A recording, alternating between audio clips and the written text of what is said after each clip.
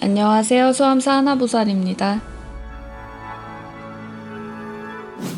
이번 시간에는 그 임신 중에 상갓집을 가지 말아야 한다 이런 얘기들이 있거든요. 네, 혹시 그게 사실인가요? 옛날에 우리가 아이를 이제 낳은 집에는 네. 대문 앞에다가 새끼줄을 까가지고 고추하고 숯하고 이렇게 해서 그 걸어놨다라는 속설을 아십니까?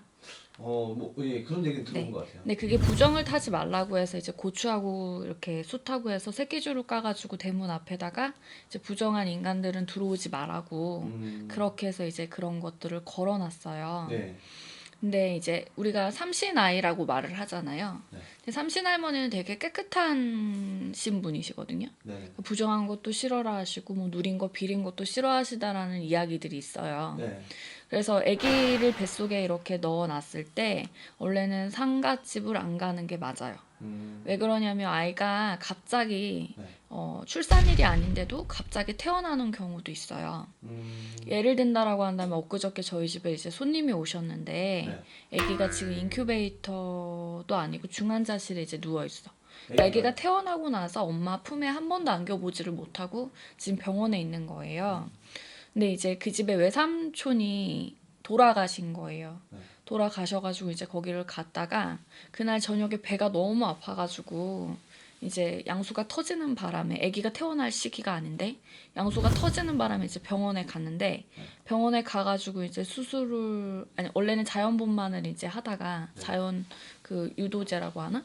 네, 그거를 이제 맞고 자연분만을 하다가 갑자기 그럴 일이 아닌데 이게 자궁이 터져버리는 바람에 이제 하혈이 너무 심해가지고 아이가 태어났어요. 네, 힘겹게 작은 병원에서 이제 큰 병원으로 옮겨가지고 근데 지금 아이가 이제 이 뭐라 그래 오장 장기도 지금 움직임이 되게 미동이 약해가지고 네, 여기는 수술을 받고 지금 괜찮은데 뇌사 상태에 빠져 있어가지고 음, 아이가 그냥 눈만 깜빡깜빡하지 이제 원상적으로 생활하기가 되게 힘들대요. 네, 그런데다가 지금 이제 숨 기능도 되게 많이 폐 기능도 많이 약해져가지고 이 아이가 이제 내일 모레 별로 좋지가 못할 비보가 들어와 있는 상황이에요.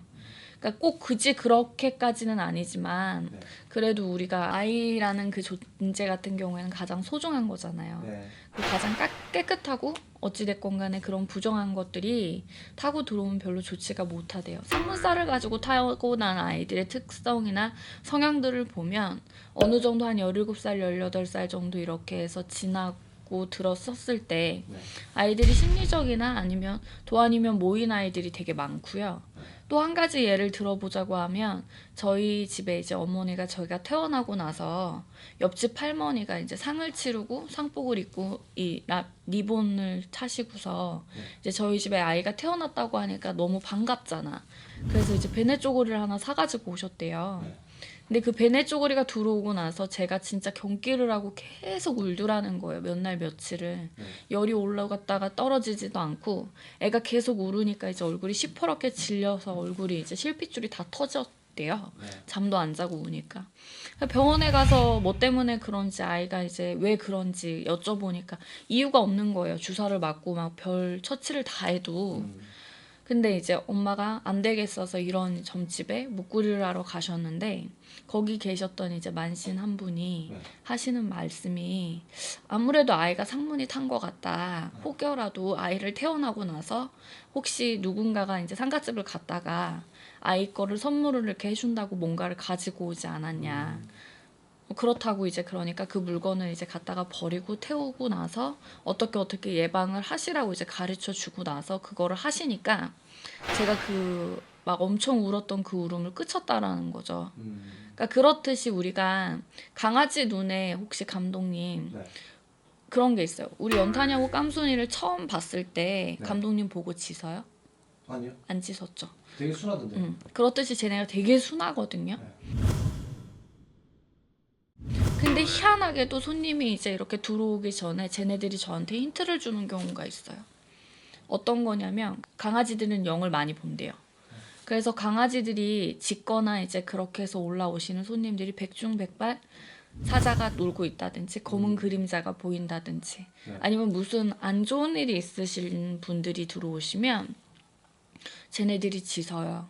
그렇듯이 아이들도 마찬가지로 우리가 다른 거는 보이지는 않지만 아이들이 괜히 어떤 어른이 지나가도 안고 뭔가를 아이한테 어떤 행위를 하지 않았다고 하더라도 어떤 사람을 보고 막 우는 경우가 있어요. 그럴 때는 그 집에 뭔가 부정이 탔다든지 별로 좋지가 않다라는 거거든. 예를 든다라고 한다면 우리가 아이들 100일에 삼신상을 차려놓잖아요. 네. 그죠?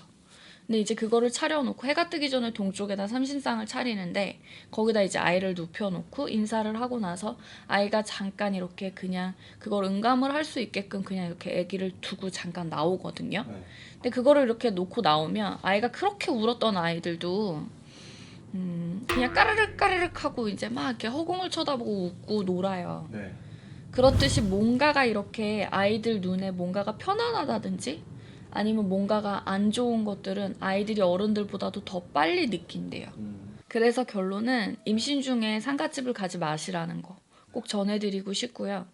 또 아이가 태어나고 나서도 당연히 상갓집을 바로 갔다가 집에 들어가지 않아야지 된다는 거. 혹여라도 집안에 상이 났을 땐 어쩔 수가 없는 거잖아요. 아기를 가졌거나 아니면 아기가 임신 중에 내 부모가 돌아가셨는데 상갓집에 안 갈 수는 없는 거니까 네.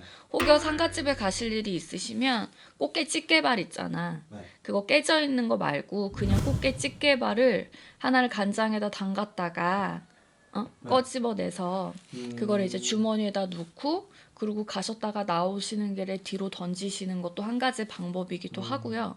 근데 그렇게 했는데도 뭔가가 조금은 이상해. 그럴 때는 만신집에 찾으셔서 어디라도 조금은 들어가셔서 이런 상황입니다 하고 묵구리를 하시는 것도 한 가지 방법이지 않을까 싶습니다. 네, 감사합니다.